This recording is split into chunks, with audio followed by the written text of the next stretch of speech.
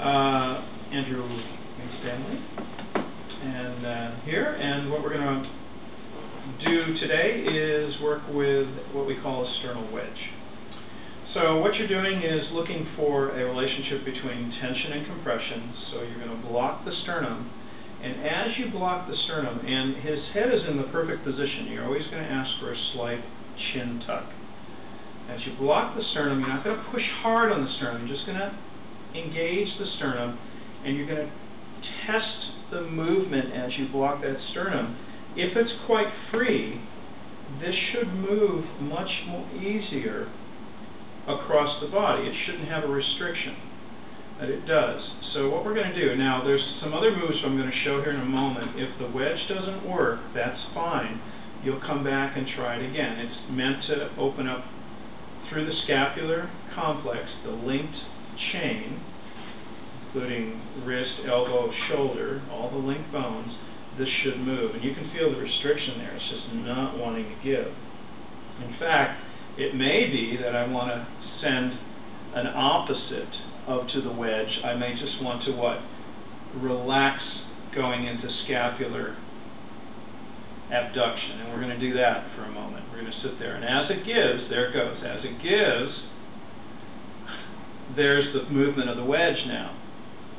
So what we have is, again, a push-pull relationship, which is compression-tension. You can feel how that's changed. In fact, if I continue as I'm holding the wedge and block it a bit more, now as I roll you, you let your head turn slightly, relax there. I'm really quite sure what we're going to call this one. It's the opposite of the wedge. There it is. It relaxes. So there's the movement you should get with a wedge that we didn't get. Now, as we're in, interestingly enough, and we'll keep it till the filming is complete, we're in horizontal adducted levers now. So I'm going to take us just through a little of that for filming purposes. Again, there's your push-pull. There's your barrier. So what I could do is, keeping them in a neutral, horizontally adducted humeral lever, for lack of a better name, I then, just like a trochanter static, except it's a form fitted around the acromion, I'll push that slightly down as I crowd. So we have a stack on the lever with the static, don't we? Really? And now we wait for release. And as it releases, it's going to allow me, there's the click, the typical click in the capsule, and it's going to allow me now to move it. Now, it goes this direction, but it doesn't go that direction. So I might shift now to a sleeve restriction, and you can see again with Andrew, his sleeve, although on the film it looks as if it's moving really well, on the surface it is, but when I grip just a little more firmly and try to take the relationship of the radius ulnus with the humerus, it's not moving. So again now, as I hold the ease position in twist, sometimes now on the lower extremity you've learned to counter twist. Here you may not always counter twist.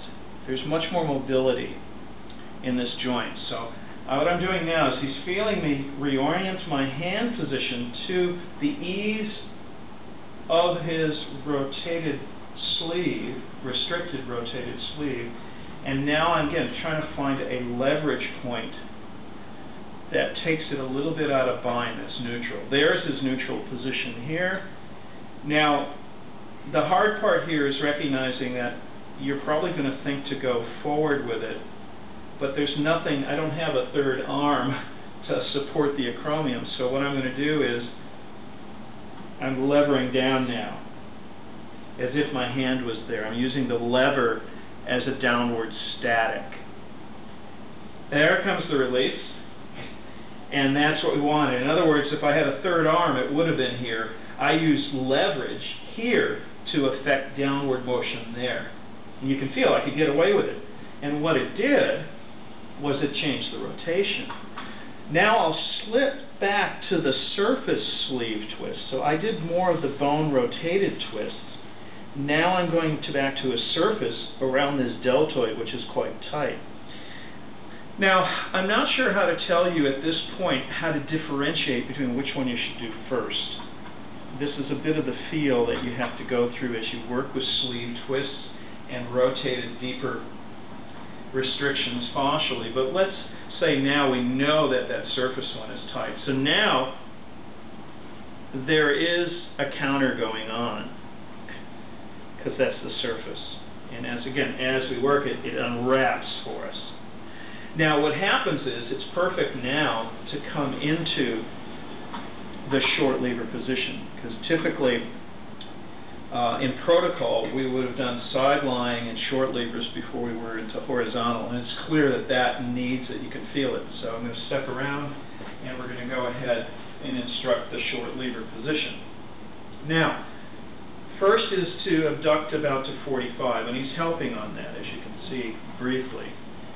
So what I'll do is I'll just get it up and then let it drop. And as he lets it drop, I'll check again, bind and ease. Bind's there, there's ease. So I'm checking forward and back, up and down. Just kind of like what we did with the other levers when we play with them. Forward and back, up and down. Find your neutral. Once you have neutral, crowd the bone into the hand position and the hand position into the joint. Crowd the bone, the humerus into the hand and the hand in the joint. But it isn't like a hard press. It's just enough to engage it. And Andrew, you probably turn your head slightly towards me. Perfect. And as it releases, I give it a little bit of mobilization.